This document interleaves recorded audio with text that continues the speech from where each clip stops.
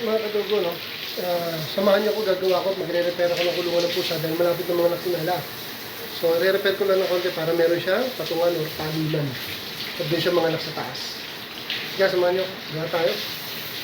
Alright, good afternoon mga kadugo, no? Medyo late na ako nakapag-vlog.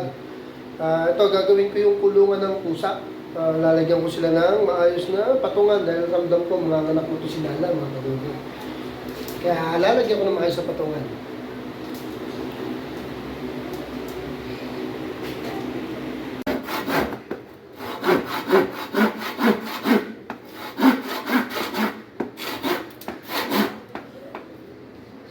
Ayun. So, nagpakuha pa ako ng extra ng battery. Nasa taas na charge. Low ba itong isang battery ko? Uy, magkakaroon ka na ng patungan ha. So, yun, ito. Nakadogo. Bininyagan niya na. Oh. Pero meron pa akong gagawin dyan. Okay?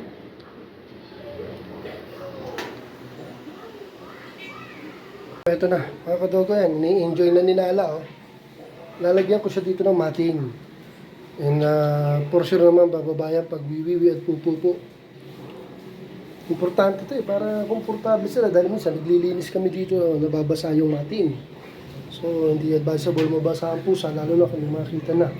Kaya ginawa ko ng pansamantala. Natatanggal naman yan, mga kadogo. Yan. Hindi komportable na siya. Ito, usap pang buhay. Oh. Ano, okay na? Oh, mga ka na? Alright mga kadogo, yung katatapos ko lang gumawa mga kadogo at magpapahinga mo na pawis ako. Ligo-ligo na rin. Dito muna mga kadogo. Thank you for watching.